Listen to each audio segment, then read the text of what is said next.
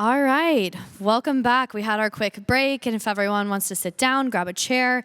Up next, we have Mike Flynn, the Senior Director of Integrations and Analytics at Persefoni, and he's going to be talking about order to cash today. So here he comes.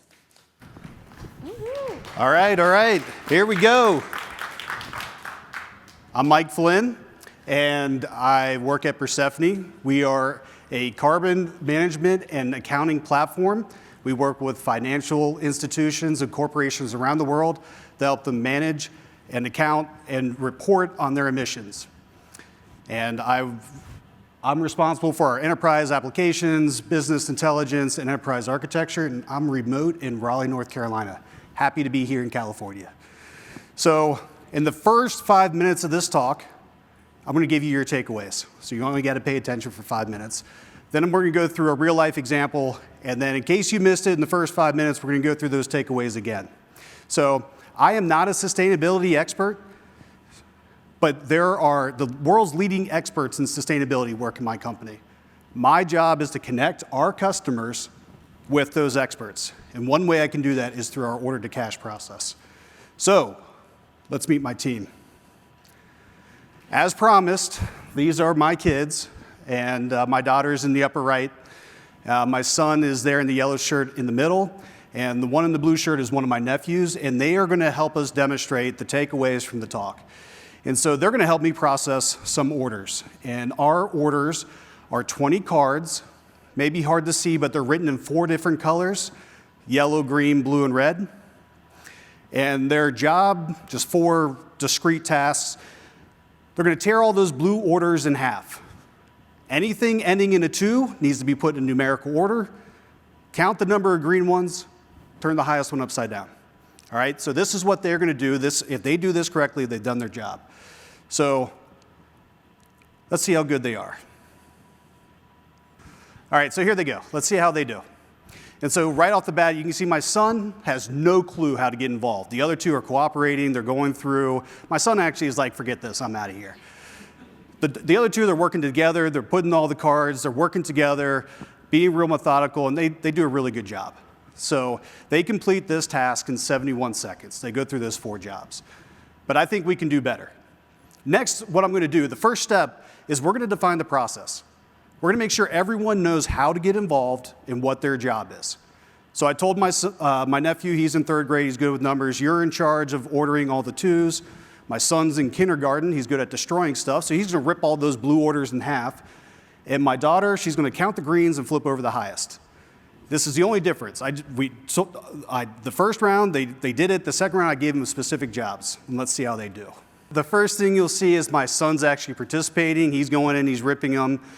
Because they know what to do and who's doing what, they'll take breaks and they'll let the other person go, and then they'll get involved when it's their turn. They're pointing out like, hey, look, this one you need to rip in half.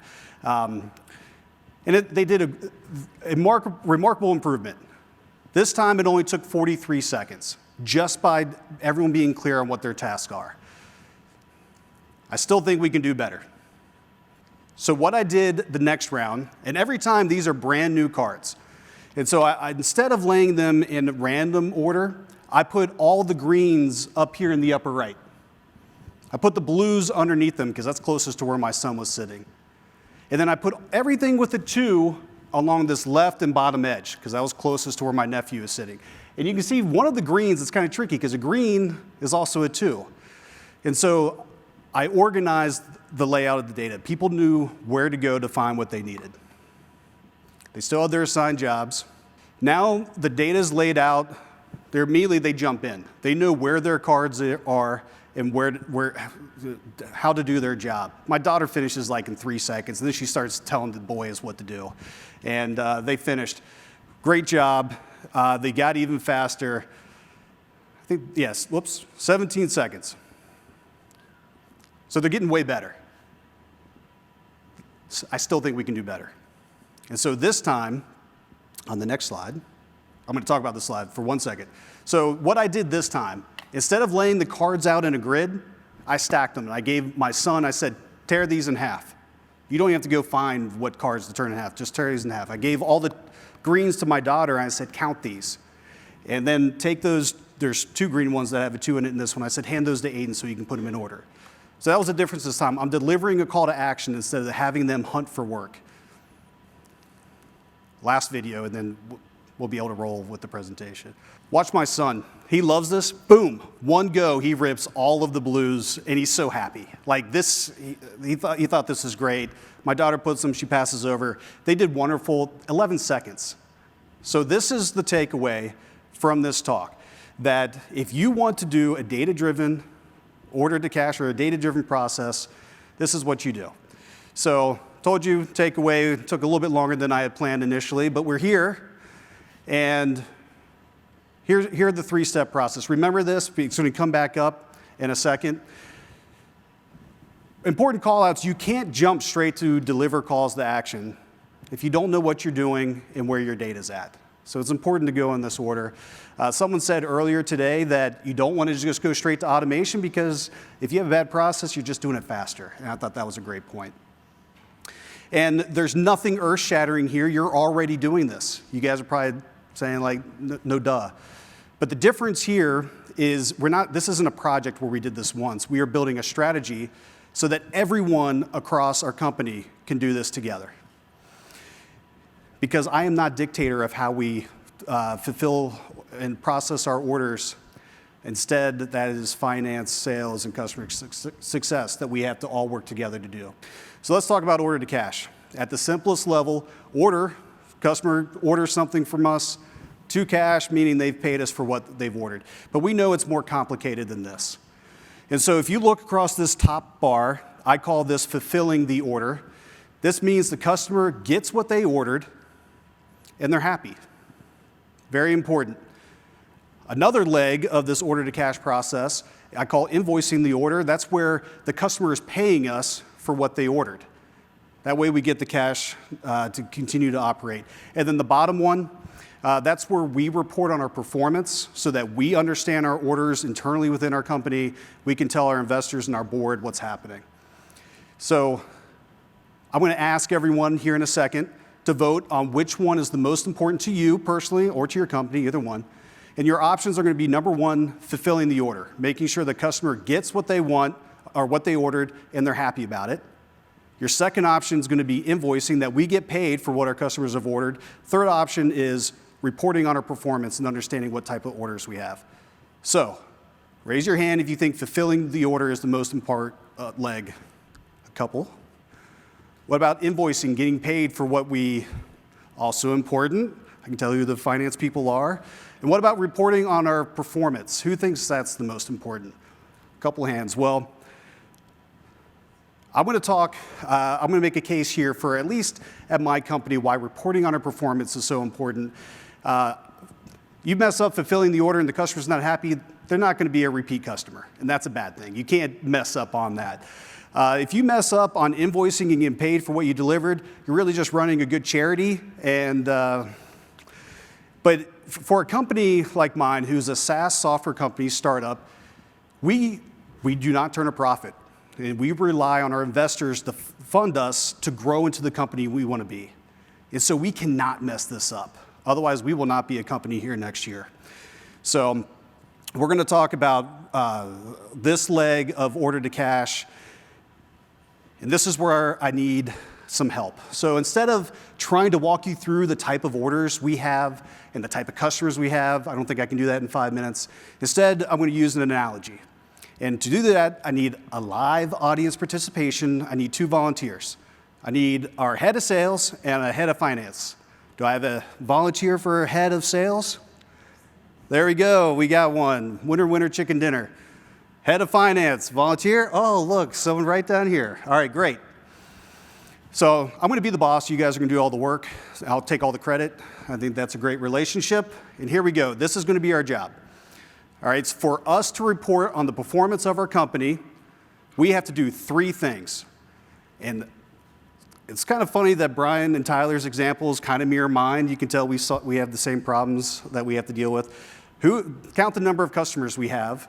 We have to calculate our average deal size, and we have to count the number of users for our products. And so, head of sales, how are you going to count our number of customers? The number of accounts with closed-won opportunities. Perfect. Head of finance, how are you going to count customers? I say we count the number of people using our products. Very realistic viewpoint. We're going to look at usage of our product. How many people are using our product? All right. Head of sales, how are you going to calculate our average deal size? The average of the closed-won opportunity deal size. Sales is very order and opportunity focused. We're going to look at the average of our closed-won opportunities. Head of finance. Average subscription value. Also, very logical, very finance, very realistic. We're looking at our ARR for this. Sales, how are you going to count the number of users for our product? I'm going to count the number of products listed on the order. There you go. Excellent. And head of finance, how are you counting our number of users? We will count the number of products our customers use. There you go. Again, realistic. So, good. We understand our job. I've recruited the two best people in the room to help me with this. Next, we need a product. Video streaming is huge. Let's create a video streaming company. We need a good brand. How about Disney? And so our product is Disney Plus. And so we are selling a new product that we came up with, Disney Plus. I think I went the opposite way of Chris, where he hid the names of the innocent. I'm just blatantly stealing. So we go into year one. We have one subscriber, and they pay us $100 a year. This is it. So we got to report on our performance. We're going to go through this quickly. Head of sales, how many people are paying us? 1. How many people are using our product? Finance. 1. Average deal size? $100. Very good. Average subscription value? $100. There you go. And we only have one product, and we got some formatting issues, but you get the point here. We are telling, huzzah, huzzah, we are telling the same story with our data. Our investors love us. Maybe don't love our story, but $100, but we're good. We have done our job. So I got bad news. Going into year 2, our subscriber did not renew, but I did secure us a $15 billion deal, and it's a big deal. And again, these are, rather than teach you how our company operates, these are parallels to the situations that we have at my company. But Verizon came in, and they said, I'm going to pay you $15 billion. Because I want Disney, and I want to give it to all of my subscribers. I'm going to gift it. So we had one deal. We won $15 billion, but Verizon's going to go ahead and give this to 150. So now let's do our job at the end of the year and report on our performance. Sales, number of people paying us. 1. There you go. Number of people using our product. 150 million. Yes. A little discrepancy here. Average deal size, sales. $15 billion. Yes. Average subscription value. $100. See, this is why we have finance do this. They had to do math. 15 billion divided by 150 million. And again, we still only have one product, so that one's easy. But now you can see that even with the same deal, we are telling a different story. And as Brian and Tyler were talking about, there's not a lot of trust that either from our investors or internally in our company that we are doing the right thing. So going into year 3, again, bad news, Verizon didn't renew with us, but I got a plan to generate some revenue. We are going to beef up our product and start, there's one feature that people really love, and that's ESPN. When you get Disney Plus, you get ESPN. We've now beefed that up. We have one subscriber for Disney. You get ESPN when you subscribe. They pay us $100 a year. This works so well, we're going to split them apart, and we're going to charge $100 each. And we get a second subscriber. This works. They only want ESPN, and they're paying us $100 a year. So now we're going to report on our performance of ESPN and how we are growing in our customers. So again, let's do our job. Sales, how many people are paying us? 2. Excellent. Finance, how many people are using our products? 2. So far, so good. Average deal size, sales? $100. Yes. And our ARR, what do we got? $100. All right, now, sales, how many times was ESPN listed on our order? 1. And you can see where I'm going here. How many people are using ESPN? 2. So again, we had a discrepancy. And so thank you, volunteers, for that quick math and walking us through that. I had hoped to go after Bill Nye today so I could get a Bill Nye quote in here, but instead all you get is me. And I'm saying data is complicated because depending on the lens you use to look at it and who's telling the story, the same data can tell multiple different stories. So if you were our investors and you were thinking of investing in our company and we were telling those stories from our first 3 years, how would you feel? It's not great. And so this is what we are solving, and when I mean a data-driven strategy, this is the problem I'm going to solve. So I'm going to take those same first 3 takeaways and apply it to our current situation. Who remembers step 1? Yes, and I actually forgot something, so good thing that this mic goes with me everywhere. My boss sometimes will tell me you're getting a little cranky, eat a Snickers, and then she'll come in like later and like whip a Snickers at me.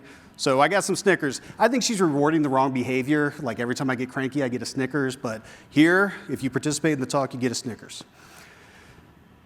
Yes, build a repeatable process. So initially what we did is we went in and talked to sales and said, how are you reporting on our sales metrics? And they had their definition of a customer, their definition of ARR and user growth. Did the same thing for finance. And my boss, who's co-founder of the company, who has spent her entire career in enterprise architecture and data, very smart woman, said, well, we'll just have a sales customer and we will have a finance customer. I think Brian used the same example. Or we will have sales ARR and we'll have finance ARR. And I said, no. And what happens when you tell your boss no? This is, honest to goodness, this was live on the call.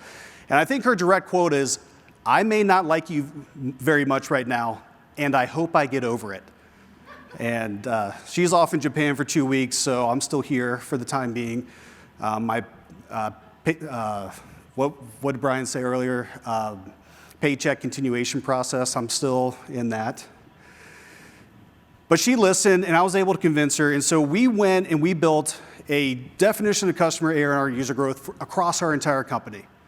And we were able to get buy-in from sales, from finance, from customer success about who a customer is.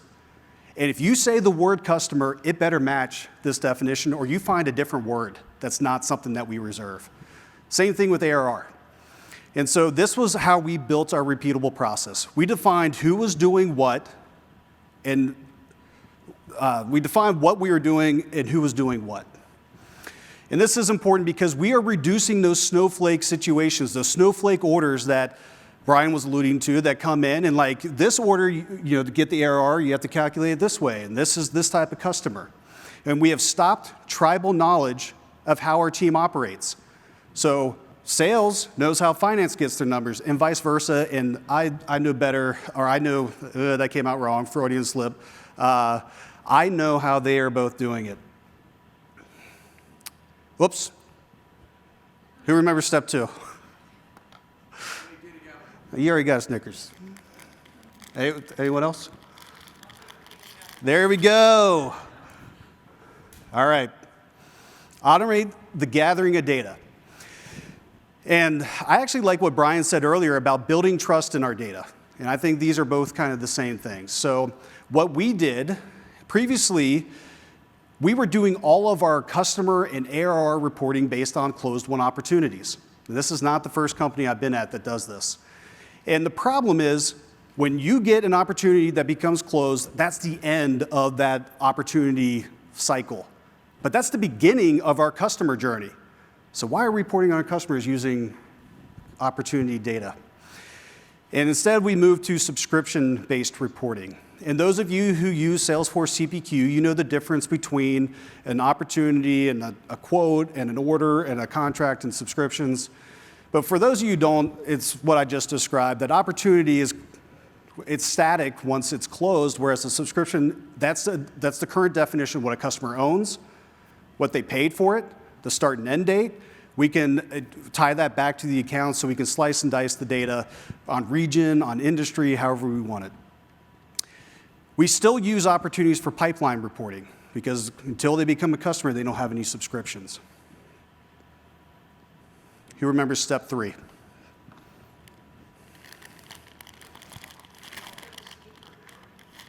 What'd you say? You'll take a Snickers regardless? What if I give you a hint? It was the one where I stacked all the cards together and I delivered a... Yes! There will be more opportunities to win Snickers, don't you worry. All right, so the last thing, what we did, we're delivering calls to action. What this means is that people don't have to go hunt for work. We are telling them, here's what you need to do. And so one way we did this is that we have enterprise reporting. Everyone across the company uses the same data for their reporting. Sales is not using Salesforce. Accounting is not using NetSuite. Well, they are, but not for our enterprise level reporting. We have Tableau, we have Snowflake, and we have trusted data. Because we defined our definitions, we said who's doing what, we know where our data lives, and now we're putting it all together.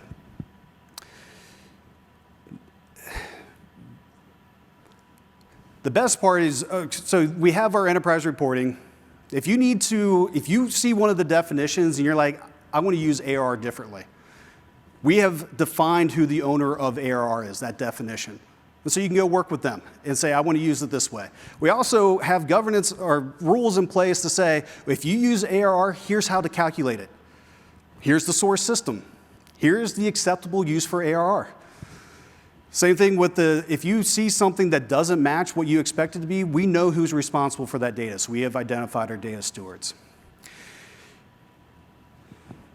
The best part is that automation is really just a baby step away from here, because once you understand your process, you've got everyone on board. Once you have your trusted data, and once you know what you have to do with it, you can automate it.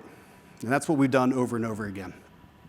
All right, so coming into the home stretch here, I told you these same 3 steps. First, we're reducing those snowflake situations. Everybody knows their role and what they're doing to support this. We've stopped tribal knowledge of how our company operates. We got our data organized. We don't make people join data from different systems. We are not living in Excel for our enterprise reporting. And people no longer have to hunt for work because we have delivered these call to actions. We actually have automated our monthly BOD reports and our quarterly reports. So no one is spending 4 weeks churning through variations of Excel and sharing them out before we report on this data. And you guys may say, no big deal. Like, I already do this. But if you change the definition of ARR in your company today, how quickly would everybody adopt it? If you changed your definition of a customer today, how long would it take for you to update all your reports to do it? And that's what we have done, and that's how we're a data-driven order to cash. If you say that's too big of a task, there's no way I can get sales and finance and customer success and marketing to change their definitions, because when you get your chief marketing officer and chief revenue officer and your chief financial officer in a room, there's a lot of egos, and nobody likes to change what they're currently doing. This is why we take it through these steps. You start with defining the process and getting people on board and knowing how they contribute, and then you can do those next steps. And it's hard.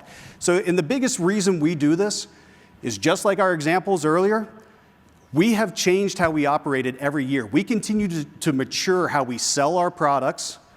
We continue to mature how we report on our products, and we know it's going to change next year. What we have today is not going to last. But it's not going to take us a year to implement a new reporting process. We can adjust as our company matures. And that's how we built a data-driven order to cash.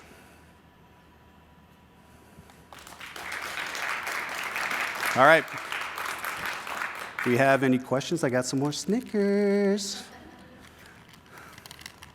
Hi. Hi. So when the organization switched to subscription-based reporting, I just have a clarifying question. So sales agreed to this? Sales agreed. Wow. Okay. My second question then is, did you do all of this with internal resources, or did you bring in some help to kind of help facilitate these conversations? It was all internal. Wow. But So people, it was not an easy conversation.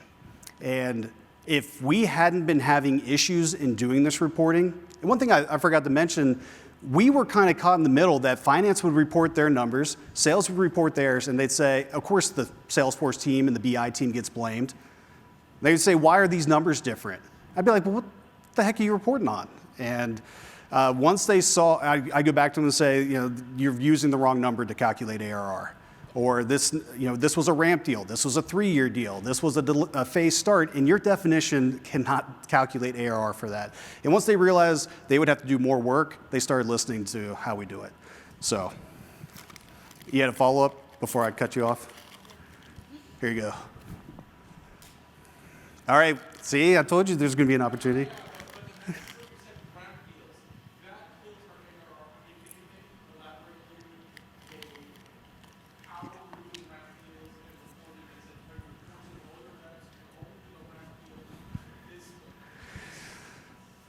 Well, depends on how technical you want me to get, but the long and short of it is we have a start and end date, and so what we do for our ramp deals, especially if it's a first-year discount, it's technically in our system as a 1-year subscription at a cheaper value than a 2-year subscription at a higher value, or we'll do it's almost like we do 3 renewals in a row if it's a 3-year ramp. And so when we calculate our ARR, we look at only the active subscription annualized for the amount they're paying. Yep. And then we have something in the back end that aggregates all those subscriptions across all their contracts, so you can get the ARR on the contract level, you can get it at the account level. We still want to, if you look at the pipeline and someone's building this deal, for us, a big part of our financial reporting is how does our pipeline look and how is it going to projected ARR growth? And so we have a second formula that's it was really our old ARR formula, where it's the total subscription value of the contract divided by the term length. Gets a little bit more nuanced because we have a lot of things that don't count towards our subscription revenue, but we call that pipeline ARR now. So making up words, and when it didn't fit ARR, I said, you can't call it anymore, and they're like, we'll call it pipeline ARR. So that's how we solved that one. How did you get your company to switch from opportunity-based ARR to the after order is booked that ARR? How do you manage that? Snickers helped. No, just kidding. It took some work because honestly, a lot of people,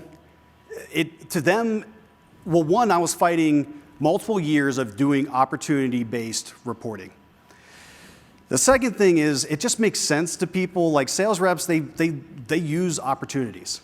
And they don't know what contracts and subscriptions are. They understand these words, but they don't understand what Salesforce means by these.